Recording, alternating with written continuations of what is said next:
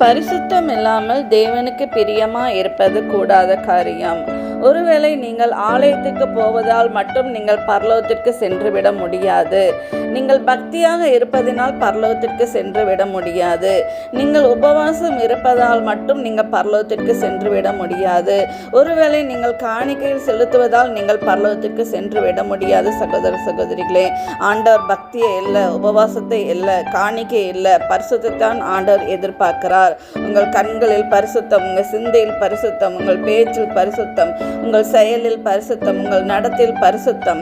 ஆண்டவர் என்ன சொல்கிறார்? பரிசுத்தம் இல்லாமல் ஒருவரும் தேவனுடைய ராஜ்யத்தில் பிரவேசிப்பது இல்லை என்று ஆண்டவர் சொல்லுகிறார்.